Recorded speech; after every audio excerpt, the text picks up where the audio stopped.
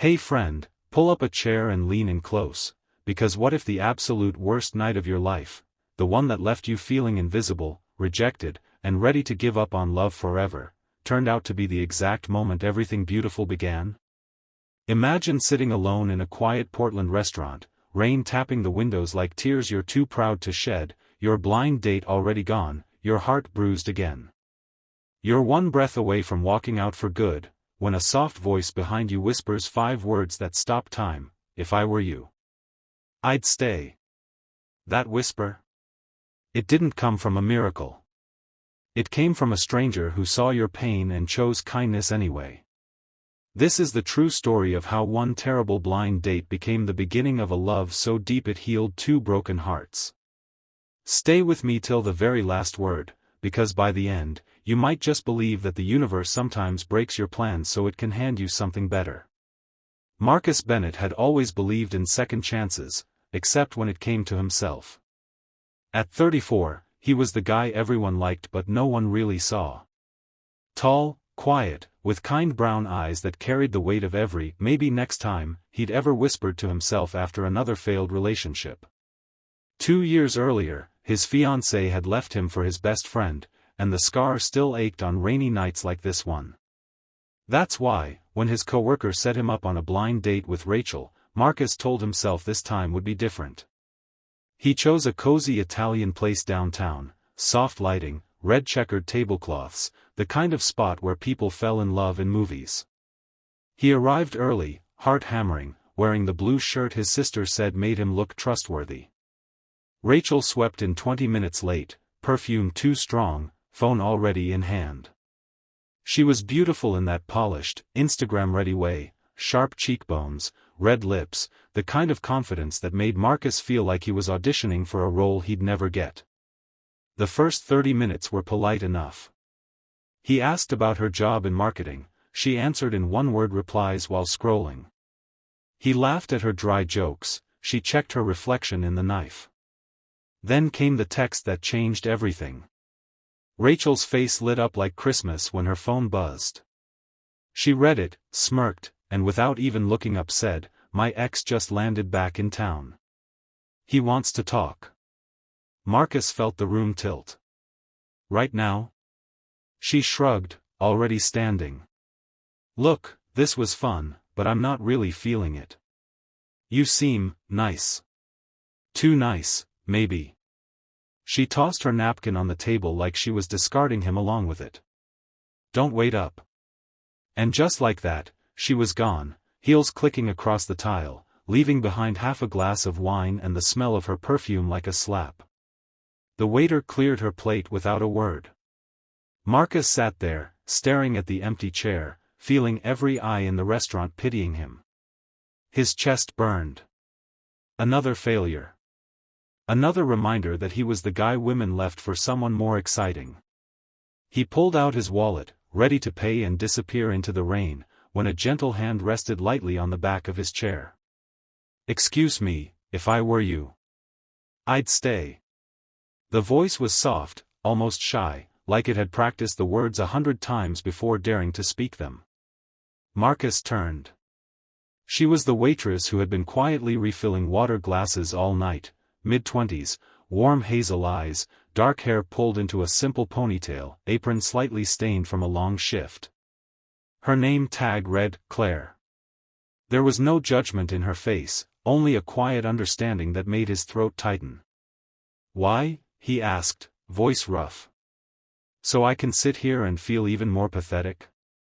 Claire smiled, small and sad, like she knew exactly how that felt. "Because the tiramisu is honestly life-changing, and because sometimes the worst dates leave room for the best conversations. And, because I've been where you are. Sitting alone, wondering if I'm the problem. You're not." She glanced toward the door Rachel had vanished through. "She's the one who lost tonight. Not you." Something in her words cracked the ice around his heart. Marcus stayed. Claire brought him a fresh glass of water, then, on the house, the tiramisu she'd promised. She didn't hover, she simply checked on him between tables, dropping small kindnesses like breadcrumbs, a warm smile, a joke about the chef's terrible karaoke skills, a story about the time a customer once proposed to his date and got rejected so loudly the whole restaurant clapped anyway. By the time the restaurant started closing, Marcus realized he hadn't thought about Rachel once in the last hour.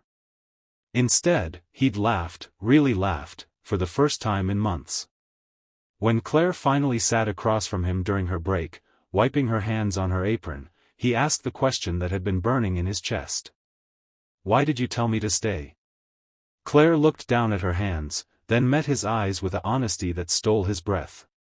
"Because 2 years ago I was on the other side of that table. My fiancé left me in the middle of dinner for someone he met at the gym. The waitress that night was the only person who didn't look away. She told me the same thing. I stayed. I cried into my pasta.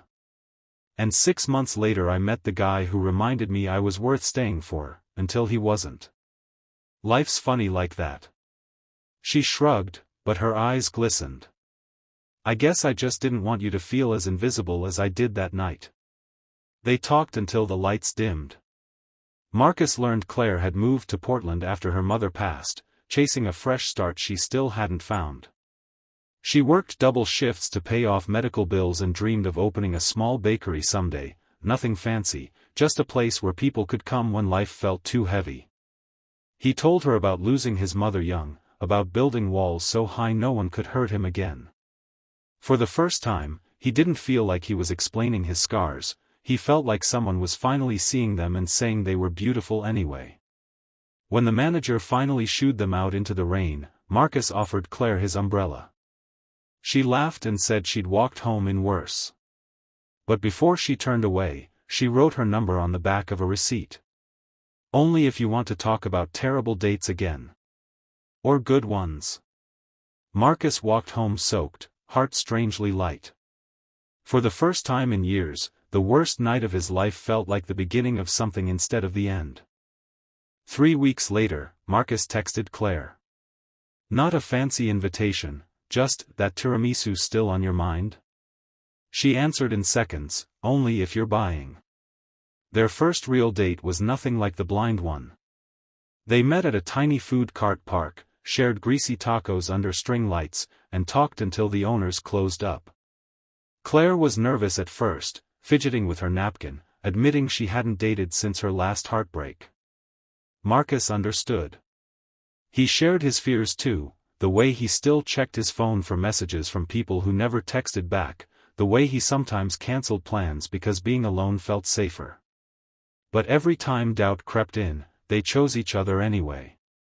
When Marcus's old insecurities flared and he pulled away for a week after a bad day at work, Claire showed up at his apartment with 2 coffees and zero pressure. "I'm not going anywhere just because life got heavy," she said simply. "We're allowed to be messy and still stay." The real test came 6 months in. Claire's father suddenly needed surgery, expensive, terrifying. She worked extra shifts until she collapsed from exhaustion.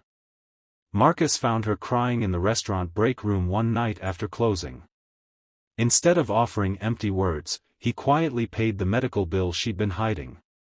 When she found out, she was furious at first, pride stung. "I don't need saving," she whispered.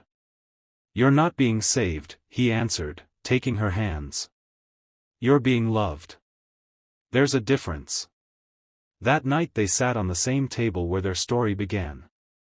Claire finally told him the full truth. The waitress who had once saved her had passed away last year, and Claire had promised herself she would pay that kindness forward.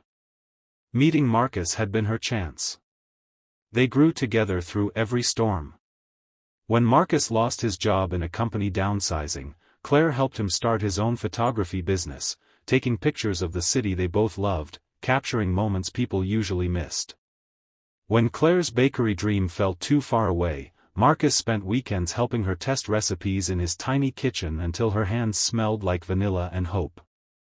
2 years to the day after that terrible blind date, Marcus brought Claire back to the same restaurant. The staff had kept their secret, the manager winked as he led them to the exact table. Over the same tiramisu that had started everything, Marcus got down on one knee. Claire, you told a stranger to stay when the world told him to leave. You saw me when I couldn't see myself.